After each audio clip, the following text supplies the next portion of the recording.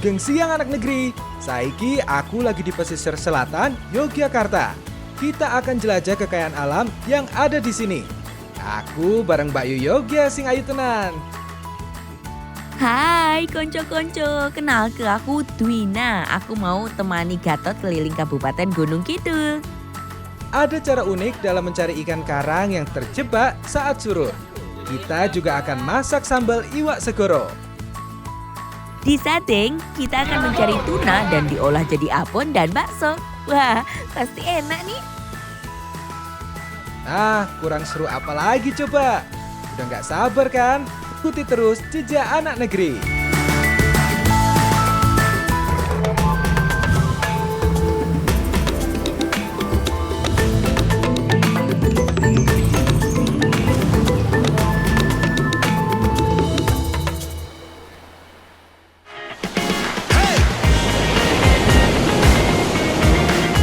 Kabupaten Gunung Kidul, Yogyakarta terkenal dengan keindahan alamnya yang mempesona. Tidak hanya pantai selatan yang memiliki ombak yang besar. Selain pasir putih yang jadi daya tarik, karang-karang yang menjorok ke laut juga punya daya tarik tersendiri bagi para pemancing untuk mencari ikan. Warga desa di sekitar Pantai Wedi Ombo memiliki spot untuk mencari ikan. Ini salah satunya. Puluhan pemancing di sini rela panas-panasan untuk mendapatkan ikan panjo. Saat musim panas, spot di sini menjadi favorit para pemancing untuk berburu ikan panjo. Namun harus tetap hati-hati ya. Kalau ombak sedang besar, harus buru-buru menghindar. Jadi tetap jaga keselamatan ya. Nah, ini nih harus hati-hati karena ombaknya di sini besar banget. Jadi mancingnya harus sambil bunyi-bunyi gini nih. Kalau warga sekitar sudah tahu spot mana aja yang banyak ikan panjonya. Seperti bapak ini nih, sudah dapat aja. Pun angsal nih Pak. Nah, ini nih yang namanya ikan panjo. Harus dapatnya juga dengan tenaga ekstra karena ombak banyak gede di sini. Mau Pak? Di Wedi Ombo, masyarakat menyebut ikan ini dengan panjo dan ada sepanjang tahun. Carinya memang harus di karang atau tebing. Meski aku sudah berpindah tempat, masih aja belum dapet nih. Wah, aku bisa kena marah Dwina ini. Aduh, Gatot, mana sih? Kok lama banget? Katanya mau jalan-jalan, mancingnya kok lama banget. Ciloknya aku coba ya Pak. Iya. Tuh, walah, kok nyusul ngopo? Ngilu, baik gede-gede kok. Ya, karena aku nggak berhasil dapat ikan dan ombaknya semakin besar, ya udahlah, kita jalan-jalan aja yuk. Nah, abis ini kita akan eksplor keindahan alam dan juga kuliner di pesisir pantai Yogyakarta. Ikuti terus Jejak Anak Negeri karena alam memberikan banyak manfaat.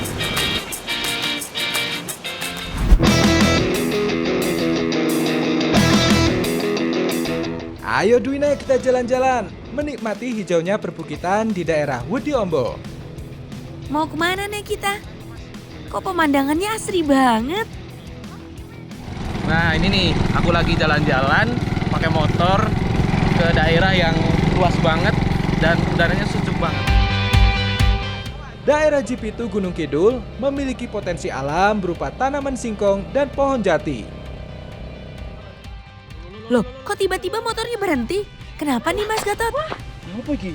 Loh, macet. Itu kok mogok. Sik. Bensinnya orang tak isi toh mau. Macet mas. Wah, entek bensinnya. Macet. Oke Pak. Loh, Bapak kok betul ngoten langsung tempo ndi? Iki damel pados po. Aduh sepuh tempo ndi to? Sing tebing riyo. Pak sik yo. Wis motor tinggal sik wae. Wis ben. Wah, aku penasaran nih, Pak Jumali cari sepuh. Seperti apa ya bentuknya? Duh, ternyata cari sepuhnya harus naik ke pinggir tebing gini ya. Susah deh aku jalannya. Ternyata akar sepuh, tanaman yang tumbuhnya menempel pada bebatuan sehingga harus ditebas dulu tanaman di sekitarnya. Bahkan harus menghancurkan batu yang menutupi tanamannya. Oh, niki to Pak. Nggih. Damel nopo to kok pados akar sepuh ngeten Iki iki? nyepuh ulam, iki Pak. Oh, damel iwak. Nggih. Damel nopo iwak? Iwak kajenge anu nggih motas niku kajenge teler iwake. Nggih. Mboten pancing dom ngoten pripun toh? Dan Walah. udah pancing. Wah, patus Zaman simbah riyen nggih ngeten iki, Oh, Pak. ngeten iki. Nggih. Jumbo iwak oke ya. Iya. Oh, patus malih, Pak. Ben asal kathik iwake. Nggih, Nggo. nggih, Sekejap nggih. ini. Tanaman sepuh lebih umum disebut dengan akar tuba. Di wilayah Gunung Kidul, akar tuba banyak tumbuh di tebing-tebing perbukitan. Pantas kalau untuk mendapatkannya harus menggunakan linggis dan palu karena memang menempel. Aku membantu Pak Jumali untuk mengambil akar sepuh yang cukup besar. Tapi memang harus dengan tenaga yang kuat nih. Wah, niki lho Pak sing ageng. Nggih. Marep nggih. Gede niku. Nggih. Nah, ini nih pohon sepuh yang aku cari. Khususnya tumbuh di batu-batuan karena khasiatnya kalau buat nangkep ikan kecil-kecil lebih ampuh. Tapi kalau yang tumbuh di tanah itu kurang khasiatnya. Pak, patus malih nggih Pak sing kathah nggih. Nggih. Ayo Mas, kalau udah dapat banyak, udah nggak sabar nih. Gimana caranya nyepuh ikan? Dah. Awas entuk sing gedhe lho. Wah, kene Mas tak gejeki. Yuk mangkat nang pantai ya. Yuk, Ayo Pak. Ya, ya. yuk Pak. Oke, mau nyepuh ikan.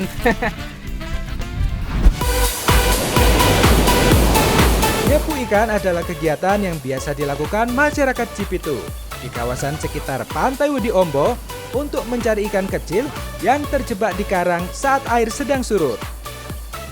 Tanaman sepuh yang digunakan hanya bagian batang bawah dan akar.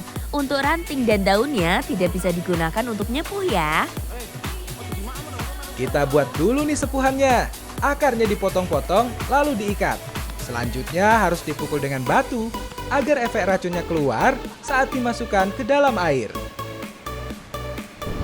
Pak niki caranya nyepuh pripun nek pun digeprek ngeti iki? Mungkin di ocok-ocok ngaten, Bang. Ben nyampur teng aire ngoten. Nggih. Kersane njuk iwake pripun? Kajenge kelenger. Oh, klenger ngoten. Oh, jadi mamen kok kowe melu klenger piye kok. Nah, akar sepuhnya sudah jadi. Sekarang kita tinggal cari lubang batu karang yang banyak ikan kecil yang terjebak. Ini dia, air yang di dalamnya banyak terjebak ikan kecil-kecil. Langsung aja kita masukkan akar sepuhnya yuk. Dan obok-obok airnya, biar ikannya panik dan mabok. Setelah akar dimasukkan, butuh waktu sekitar 3-5 menit agar efeknya mulai terasa pada ikan. Nah, kalau gini gampang ikannya untuk diambil. Untuk nyepuh tidak ada target khusus untuk ikannya, karena ikan yang terjebak di karang saat surut bervariasi. Jadi, kita bisa dapat beraneka ragam jenis ikan kecil. Untuk waktu nyepuh memang disesuaikan dengan saat air laut surut jauh, sehingga batu karang yang biasanya tertutupi akhirnya terlihat dan ikan-ikan banyak yang terjebak. Nah, jadi nyepuh ini memberikan efek pada ikan tapi mabuk sementara karena ini racun alami. Nah, dengan itu ikannya mudah ditangkap dan aman untuk dikonsumsi. Wih, sudah masak berarti ya? Iya dong. Pak, sakit dimasak toh, Pak? Yuk, Mbak Syok sih. Ini, Pak. Oh, ini. Iya kayaknya udah cukup Mas Gatot. Ayo cepet kita masak aja. Wah, wis oke iki. Wah, oke iki. Pak, pamit nggih, tak masarin nggih. Ya, ya. Pak. Pak. Monggo, Pak. Hati-hati. Wih. Oke.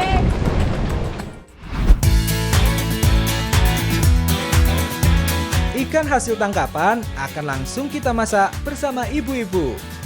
Wah, jadi masak napa nih, Bu? Disambel. Disambel. Niki iwake pun angsal kathah niki. Paringaken pundi niki? Kene disuntak kene Oke. iso. Ikannya kita bersihkan dulu ya. Sementara itu Mbak Susi menghaluskan bumbunya seperti bawang merah, bawang putih, cabai, ketumbar, dan garam. Ikan karang yang tadi aku ambil mau aku masak, tapi harus dibersihin dulu. Tapi dimasak ngapain ya? Ini mau kita masak sambal iwak segoro. Seger gitu, nggih. Seger. Wah, Ikan yang kecil kurang enak kalau dibuat sambal, makanya digoreng aja. Tapi kita baluri dengan bumbu ya, biar rasanya mantap. Udah semuanya dikasih bumbu nih, langsung aja kita goreng ya. Pinggir kayak ngono, Mas. Nah, cepet mateng. tambah-tambah ngono tak dadi siji. Ayo Mas Gatot, gorengnya yang bener biar ikannya matang. Udah lapar nih mau makan. Nah, udah mateng nih ikannya. Langsung angkat aja deh. Sementara itu Ibu Susi udah menyiapkan bumbu sambalnya. Sambal iwak segara bukan cuma sekedar sambal ya, tapi semacam pepes. Karena itu, memerlukan parutan kelapa dan sambal cabai. Aduk sampai parutan kelapa bercampur dengan sambal. Mbak, ini serundenge anu kambile digoreng. Goreng ini. Singgung, goreng. Alon-alon yo. Sisik minyak es panas. Parutan kelapa digoreng untuk dijadikan serundeng. Serundengnya jangan sampai gosong ya, karena ini yang jadi bahan utama dalam membuat sambal iwak segara. Udah mateng itu Dwina. Sini biar aku angkat. Sekarang masukkan ikan karangnya ke dalam serundeng dan aduk hingga rata agar ikannya terselimuti bumbu serundeng. Campur sedaya, Bu. Ya, wis gorene. Oh, nggih. Goreng ya. Tak dulu. Ojo kowe sing cilik wae, ngono. Enteng. Terus tinggal kita bungkus aja ikan yang telah dibumbui serundeng dengan daun pisang. Satu bungkus bisa berisi 3 hingga 4 ikan. Karena memang ukuran ikannya yang memang kecil-kecil. Nah, udah semua. Ayo ndang dikukus. Sambal iwae. Tutup ya. Meskipun namanya itu sambal iwak, tapi ini nggak diulek, dikukus nih. Nah, ini dikukus selama kurang lebih 15 menit sampai daun pisangnya layu. Buat pelengkapnya, sambal iwak segara ditambah dengan sambal korek dan juga rebusan daun lobak. Ayo Dwina, lihat itu sambal iwaknya udah mateng belum? Jangan diem aja loh. Yo iki yo. Ki ngombo Ciko, Nah, iki lo panas, Oh, panas. daraimu iku enggak. Ngene. Belum. Untuk memastikan ikannya sudah matang atau belum, bisa dilihat dari bungkus daun pisangnya. Jika sudah layu, artinya sambal iwak sudah siap diangkat. Wah, Bu, pun mateng nih, Bu. Ayo wis diangkat. Hati-hati lama. Nah, paket lengkap sambal iwak segara udah jadi. Makin enak dengan sambal korek dan lalapan daun lobak. Mantep, Pol! Ayo Dwina, kita coba iwak segara yang kita buat. Udah nggak sabar nih.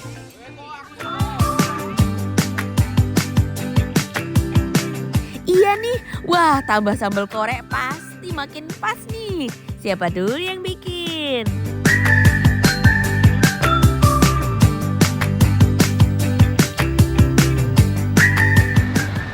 Tekstur dari ikan yang digoreng ini renyah dan lembut, tapi untuk yang sambal iwak segoro ini juga nggak kalah lembut karena udah dikukus mateng. Apalagi amisnya nih, ditambah sama sambal bawang jadi hilang. Enak ya? Dan serundengnya ini karena terbuat dari kelapa, jadi rasanya gurih dan juga manis. Dan juga daun lobaknya ini sebagai pelengkap untuk ikan. Jadi tambah seger ya? Nah, mengkonsumsi ikan dengan cara dikukus ternyata meningkatkan kecerdasan otak loh.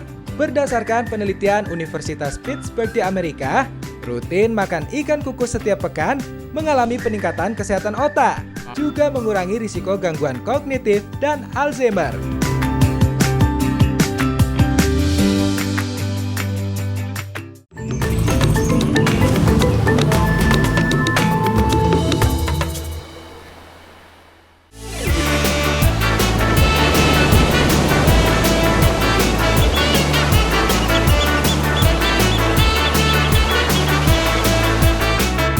Wilayah ujung timur Gunung Kidul ternyata memiliki dermaga yang ramai dan selalu aktif bongkar muat setiap harinya.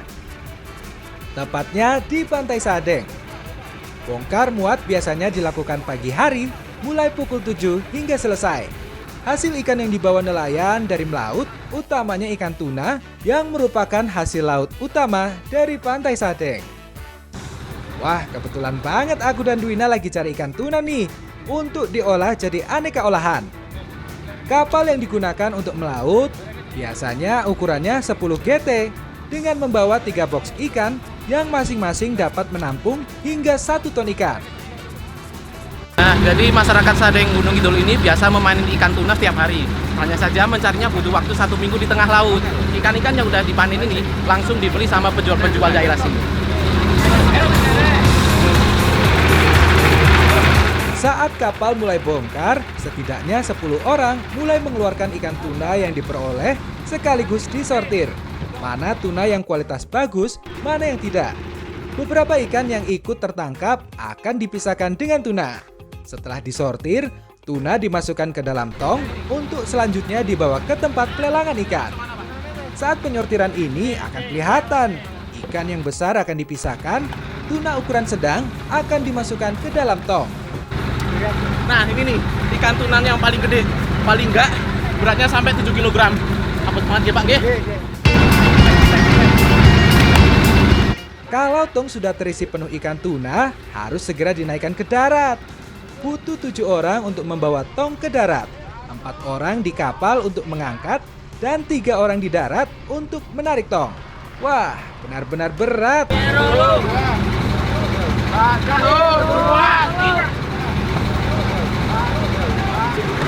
Nah, jadi isi dari satu keranjang itu bisa sampai 1 kintal. Berat banget ya Pak, nggih? Setelah ikan tuna diangkat, ternyata para nelayan juga mendapatkan ikan besar, yaitu marlin. Karena sangat besar, marlinnya harus dipotong 3 bagian. Kepala, badan, dan ekor. Lihat aja badannya besar banget tuh. Butuh 7 orang untuk mengeluarkan ikan marlin dari box penyimpanan.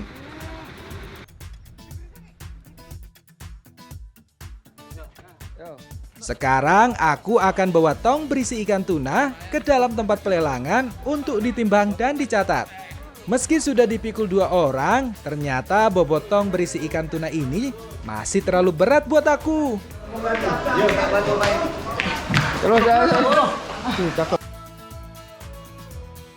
Beratnya 1 tong ini 1 kintal. Apa nggih Pak, nggih? Ya. Enggak Pak. Karena aku nggak mampu, akhirnya dibantu sama bapak-bapak di sini. Karena kalau tidak biasa mikul tong ikan ini, badannya bisa sakit semua. Di dalam tempat pelelangan sudah ada petugas yang mencatat berapa berat tiap tongnya. Kualitas terbaik dan badan ikan tidak ada yang sobek akan dibawa menuju Surabaya untuk dipasarkan. Untuk ikan tuna yang BS atau tidak sempurna akan disortir lagi dan akan dijual oleh pedagang di sekitar. Seperti itu Pak? Ini yang BS. Oh, ini kan niki. pecah perut namanya. Ini pecah. Udah sobek namanya udah BS. Saking semangatnya aku bantu nelayan di sini, jadi lupa sama Dwina yang minta dicariin ikan tuna. Samperin deh. Gatot, kok sumiman toh? Wah, aku ngangkat oke tenan sak kintal nganti kepleset lho, mau nang kono nggih Pak, nggih? Ini dipilih wae sing BS. Aduh, kok aku malah disuruh ikut sortir sih? Mana nih ikan yang bisa kita olah? Jadi iki saya iso dimasak saya endi? Yo, kabeh iso lho Pak, nggih. Saya apik ya Pak. Nyuwun kali damel masakan sal. Langsung nggih Pak, nggih. Oke Pak. Nah, udah dapet kan ikannya? Sekarang kita olah yang beda ya.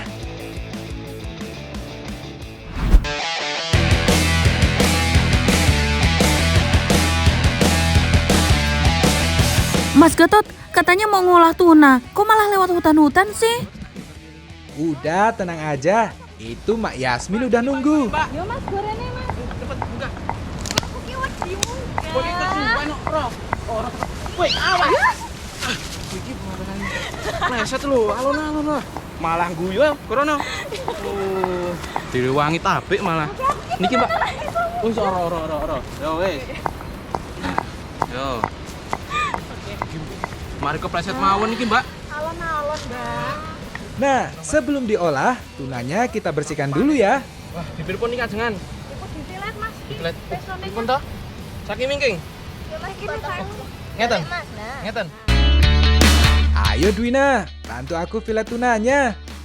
Tenang aja Mas Gatot, aku pegangin nih ikannya. Tapi yang benernya motongnya jangan sampai kena tanganku loh.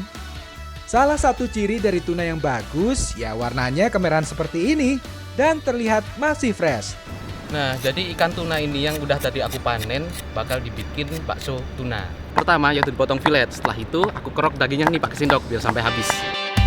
Untuk membuat bakso, yang digunakan hanya daging tunanya aja ya. Untuk tulang dan kepalanya tidak dipakai. Selanjutnya daging ikan tuna akan ditumbuk biar lembut dan mudah diolah. Duh, Wina kok lama banget numbuknya. Udah sini aku yang numbuk. Namanya juga cewek, kalau numbuk ya pelan-pelan dong. Kalau udah lembut, sekarang tinggal campur dengan tepung untuk diadon menjadi bakso. Campur dengan telur dan aduk hingga adonan menjadi kalis. Dalam pembuatan adonan bakso tuna ini harus pakai tangan langsung agar kerasa nanti udah kalis atau belum nih, atau nggak lengket di tangan. Nah, kalau keuntungannya pakai ikan tuna, itu dia dagingnya banyak dan juga mudah dibentuk. Udah kalis nih adonannya. Sekarang langsung aja kita rebus ya.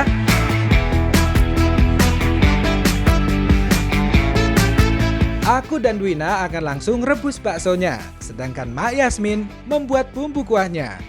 Untuk kuahnya cukup menghaluskan cabai merah, garam, merica, bawang putih, dan jahe. Kalau sudah halus, tinggal rebus hingga kuahnya matang. Nah, udah banyak bakso yang mateng nih.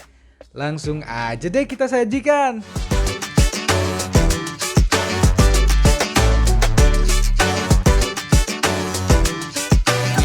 Bakso ikan tunanya udah jadi nih, saatnya kita santap. Bakso ikan tuna cocok loh buat yang mau diet. Karena kalau makan bakso identik dengan lemak dan daging dari sapi. Kalau dari tuna ada hormon leptin yang berfungsi mengontrol keinginan untuk makan. Bakso ikan tuna ini hampir sama seperti bakso daging biasanya. Hanya saja yang membedakan adalah tekstur dari daging ikan tunanya, lebih lembut dan lebih kenyal. Kuahnya gimana nih? Mantap banget. Rasa kuahnya itu gurih, terus juga pedas. Karena tadi aku sampai nangis ya. Tapi bikin badan Tapi anget ya. bikin badan anget dan tenggorokan enak banget rasanya. Karena baksonya ini pakai daging ikan tuna, jadi mengandung omega dan protein yang banyak. Jadi lebih bagus untuk kesehatan dan pertumbuhan. Wah, Jan enak tenan menikmati bakso tuna dengan kuah pedas.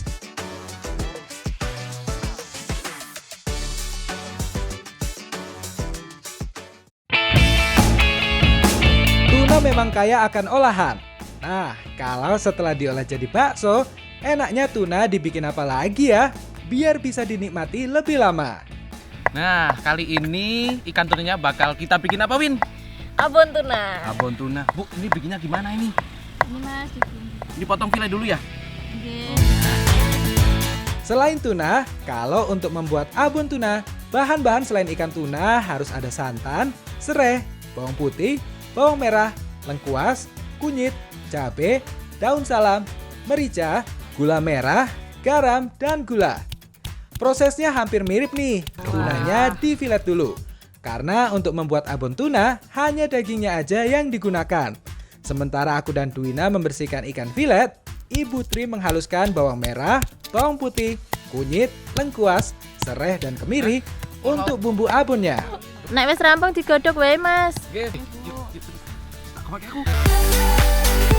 Rebus tuna sampai matang ya. Perlu api yang sedang agar tuna benar-benar matang. Nah, ini udah matang. Ayo diangkat Dwina.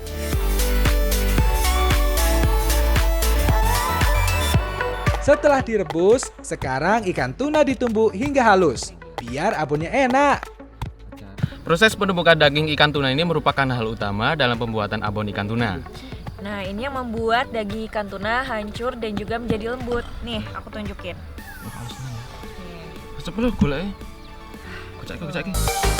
Nah, kalau sudah lembut, daging tuna siap untuk dimasak menjadi abon. Mbak, santannya ketinggalan. Kau santan nih. Sangrai bumbunya terlebih dahulu hingga harum. Dan apinya kecil aja ya. Udah wangi belum, Mas? Ya wes lah Bu, kayak Ampun, Bu. Oh ya, terus santan masuk ya. Pede nih, Masya Allah. Pertama, masukkan santan, masak bersama garam, gula pasir, merica bubuk, dan gula jawa. Masak hingga gula jawa meleleh, baru masukkan tuna yang telah ditumbuk. Terus diaduk hingga abonnya tidak gosong. Ini ya Mas, caranya Pripun? diteken-teken Hah? gini Ben apa? biar nggak gosong, Oh. nggak lengket. Terus Ini kok gulanya jarang acur tuh. Butuh waktu hingga 2 jam agar abon benar-benar matang. Dengan bentuk kering dan tidak lengket pada wajannya. ya udah matang Mas, yuk diangkat yuk. Ya.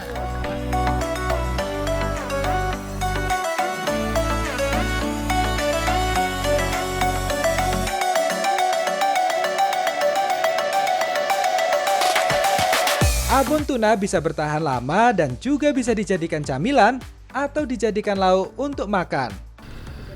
Ikan tuna ini setelah diolah menjadi abon, ternyata aroma ikannya masih kuat, apalagi dimakan pakai nasi anget, makin cocok. Nah, warna kuning dari abonnya ini sendiri dari kunyit. Jadi rasanya juga tetap gurih dan juga dicampur dengan bumbu-bumbu yang lain. Jadi makin mantap. Aromanya wangi ya? Iya, banget. Mengonsumsi abon tuna juga bisa meningkatkan daya tahan tubuh karena tuna mengandung vitamin C dan berbagai mineral yang berperan sebagai antioksidan bagi tubuh.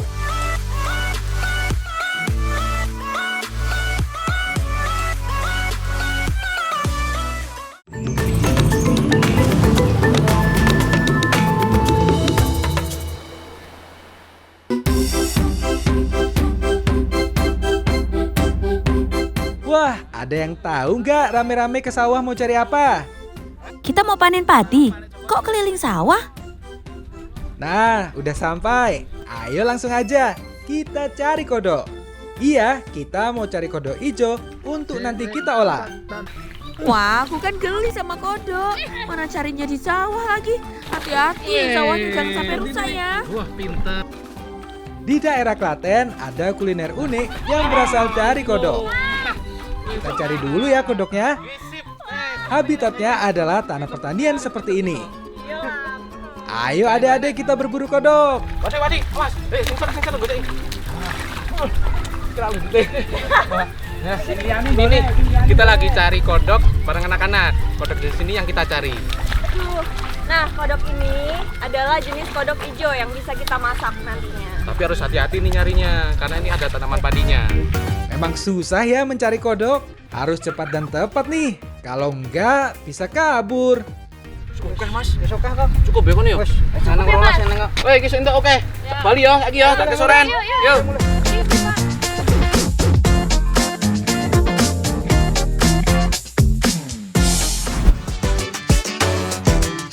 Sebelum kita masak suike, aku dan Ibu Sri membuat jajanan yang manis untuk pendamping makan suike, yaitu ampiang. Nah, jadi di Klaten ini adalah hasil utamanya itu kacang. Nah, kali ini aku mau bikin ampiang. Bahan utamanya ada gula jawa, gula pasir, aku masukin semua dan aku rebus. Paling nggak itu membutuhkan waktu 30 menit. Ibu nggih? Ampiang kacang memang jadi oleh-oleh dari Klaten. Rasanya yang manis, cocok kalau dipadukan sama makan suike. Kalau adonan ampiang sudah matang, langsung dibentuk di plastik dan didiamkan aja selama 20 menit agar mengeras. Sekarang aku mau masak suikenya. Cukup mudah bikin suike. Setelah kodok bersih, tinggal kita haluskan bumbunya seperti bawang merah, bawang putih, kunyit, kemiri, cabai, dan garam. Setelah bumbu halus, langsung kita tumis saja.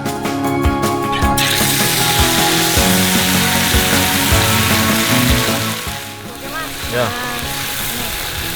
Nah ini nih katak yang kita ambil cuma bagian kaki sama badannya aja. Karena kalau untuk kepalanya ini nggak enak, pahit ya Bang? Iya.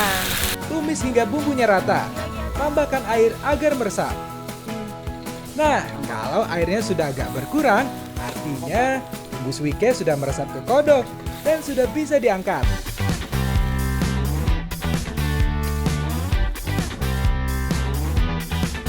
Ini dia sajian suike yang pedas dipadukan sama ampiang kacang yang manis. Gimana ya rasanya? Udah nggak sabar nih. Yuk makan.